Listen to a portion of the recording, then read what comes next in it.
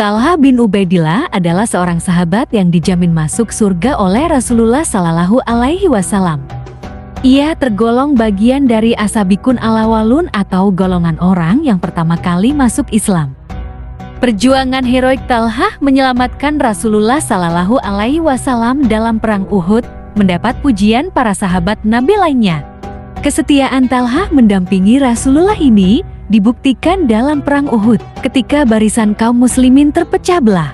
Orang-orang yang berada di samping Rasulullah Shallallahu Alaihi Wasallam hanyalah 11 orang Ansyar dan Talha bin Ubaidillah dari kaum Muhajirin. Untuk menyelamatkan diri, mereka berusaha mengantarkan Nabi Muhammad Shallallahu Alaihi Wasallam ke atas bukit. Sayangnya, di tengah perjalanan ke bukit itu, mereka dihadang oleh rombongan prajurit musuh. Siapa yang berani melawan mereka, dia akan menjadi temanku kelak di surga, seru Rasulullah. Saya, wahai Rasulullah, jawab Talha. Tidak, jangan engkau harus tetap di tempatmu. Saya, wahai Rasulullah, kata seorang prajurit Ansyar. Ya, majulah, kata Rasulullah. Prajurit Ansyar itu maju melawan prajurit kafir yang ingin membunuh Rasulullah hingga menemui kesyahidannya. Rasulullah meneruskan perjalanan, tetapi dihadang kembali oleh tentara musyrikin. Siapa yang berani melawan mereka ini? Seru Rasulullah lagi. Saya, wahai Rasulullah, kata Talha mendahului yang lain. Jangan, engkau tetaplah di tempatmu. Lalu seorang prajurit Ansyar menggantikannya.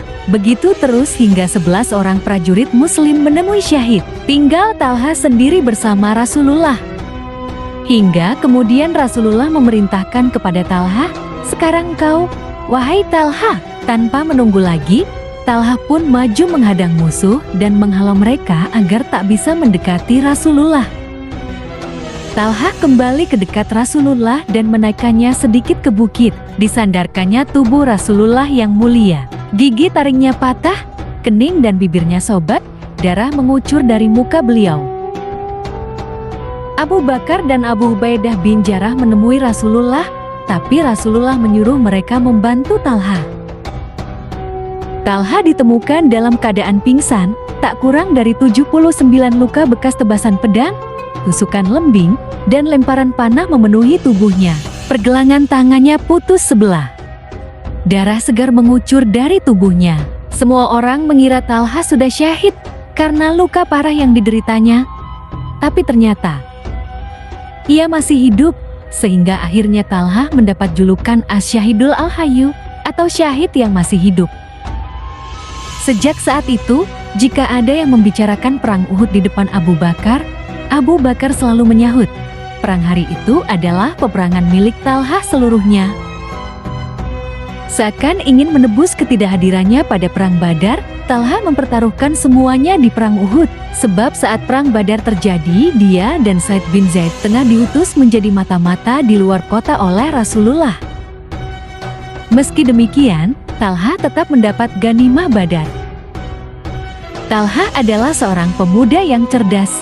Keislamannya berawal ketika ia tengah berjalan ke Syam dan bertemu dengan pendeta yang mengabarkan kedatangan Nabi terakhir, Muhammad Sallallahu Alaihi Wasallam. Ia bercerita kepada Abu Bakar yang kemudian mengantarkannya menemui Nabi Muhammad Sallallahu Alaihi Wasallam. Rasulullah menjelaskan apa itu Islam kepada Talha, dan dengan ringan Talha pun mengucap 2 kalimat syahadat. Peristiwa keislaman Talha menjadi berita yang amat mengejutkan, terutama untuk keluarganya. Berbagai bujuk rayu dari keluarga dan kaumnya tak lagi dihiraukannya. Pendirian Talha tak dapat digoyahkan. Talha dikenal sebagai orang yang jujur dan teguh pendirian. Sejak awal keislamannya, ia juga tak pernah ingkar janji dan dermawan. Pernah dia membawa pulang keuntungan dagang sebesar 700.000 dirham. Entah kenapa malamnya Talha gelisah, risau dan merasa tidak tenang. Istrinya sampai kebingungan melihatnya. Mengapa engkau gelisah? Apa aku telah melakukan kesalahan padamu? Tidak, engkau tak melakukan kesalahan apapun, tapi memang ada yang mengganggu pikiranku. Pikiran seorang hamba yang tak tenang ingin memejamkan mata sedang ada harta bertumpuk di rumahnya. Mengapa engkau sampai risau seperti itu? Bukankah banyak yang membutuhkan pertolonganmu? Besok pagi engkau bagikan saja uang itu kepada orang yang membutuhkan. Semoga Allah merahmatimu. Sungguh engkau wanita yang mendapat taufik dari Allah Subhanahu wa Ta'ala. Sahut Talha bahagia. Akhirnya Talha membagikan uang tersebut kepada fakir miskin Ansyar dan Muhajirin keesokan harinya. Pantas jika Rasulullah memberinya gelar Talha al-Jad, Talha yang pemurah, dan Talha al-Fayyad atau Talha yang dermawan.